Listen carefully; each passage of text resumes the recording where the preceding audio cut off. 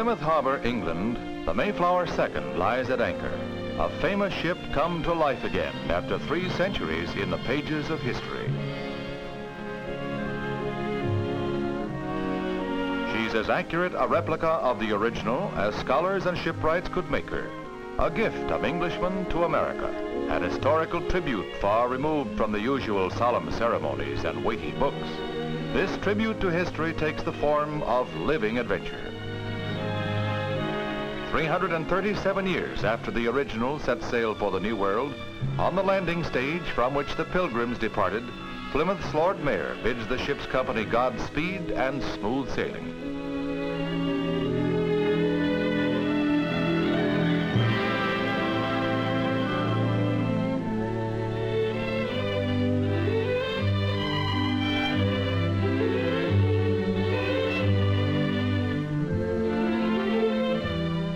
Ceremonies are ended, the adventure about to begin, with the attention of the world focused on this voyage. An ironic contrast to the Pilgrims' unheralded departure from their own land in search of freedom and a new life. 1620 and 1957 are separated by far more than mere passage of time. Crewmen had to master a complex tangle of rigging, memorizing more than 50 ropes to handle the 6 working sails. Even to the ship's officers, experienced square-rigged men, to sail the cranky 17th century bark meant learning a lost art.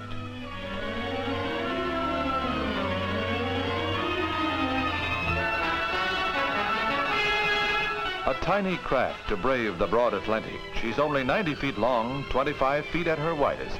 But Mayflower II carries only a ship's company of 33. Her namesake sailed with 125 passengers and crew. These modern seafarers have added advantages: a perfected system of navigation, radio, accurate charts, and perhaps most important, knowledge of winds and currents. The Pilgrims headed for Virginia, but wound up at Cape Cod. Captain Villiers knowingly sets his course almost due south to gain the help of the trade winds. But in many ways, the ship's company lived and worked 17th century style. Even on a small ship, that means lots of work.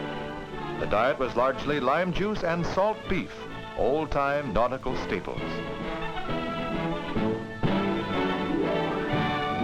Their solid but monotonous menu was brightened by the watercress garden, grown in a box by the ship's doctor. Fresh greens every day.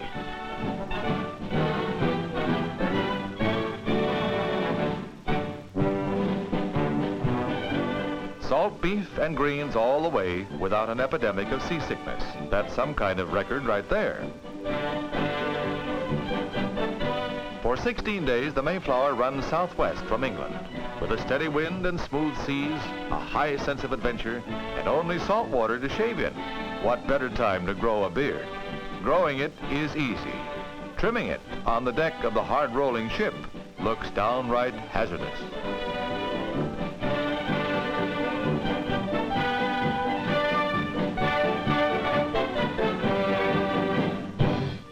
In the trade winds, the vessel turns the corner, heading west and meeting its first rough weather. An ugly cross sea has the ship rolling sharply.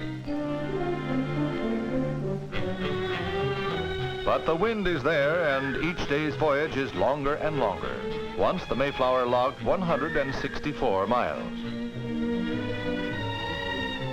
Life on a smooth-running ship ordinarily settles into a comfortable routine, but this is no ordinary voyage.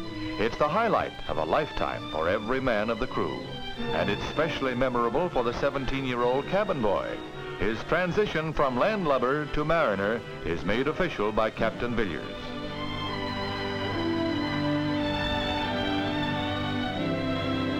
One of the few Americans aboard, he earned his berth by winning a National Youth Award. His English counterpart offers congratulations on his commencement. Sundays saw all hands assemble on the quarterdeck for religious services conducted by the captain.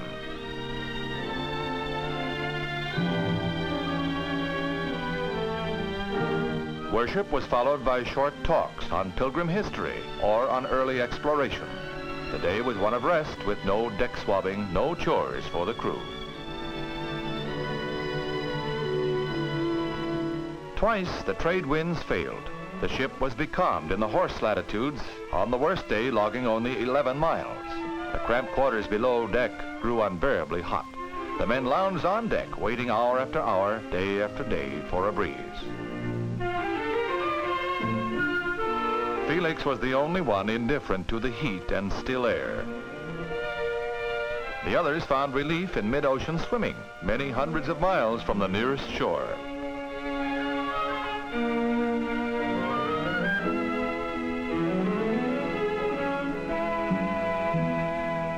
At last the winds came, and Mayflower's sails filled. Westward and north she sailed, re-entering the trade lanes to see other ships again after weeks on an empty sea.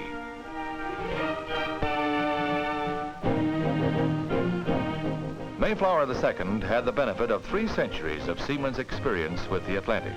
Her southerly route was longer than the Pilgrims' course, but faster by far, thanks to more reliable winds and favoring currents.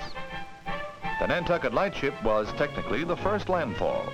Real land was still over the horizon, but the ship was as good as in port.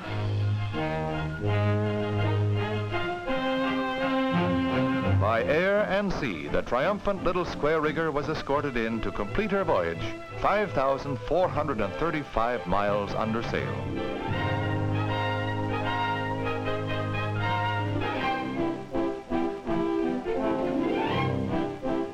In 54 days at sea, as against 66 for the original cruise, the modern Mayflower achieved a notable feat, which helps our age to realize just how much more was accomplished and endured by the Pilgrim Fathers.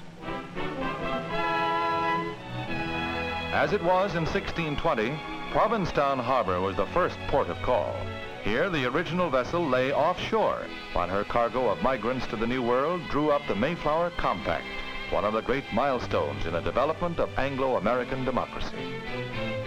On the shore at Plymouth, where wilderness awaited the Pilgrims, now stands the gleaming monument that houses Plymouth Rock. Instead of silent wilderness, a cheering throng greets the second Mayflower.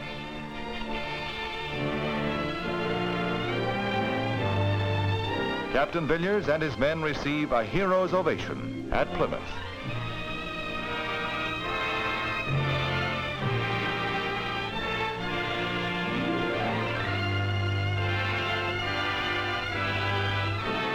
Close by Plymouth Rock, where the Pilgrims first set foot in the New World, the Mayflower II will be docked permanently, living memorial to a great voyage.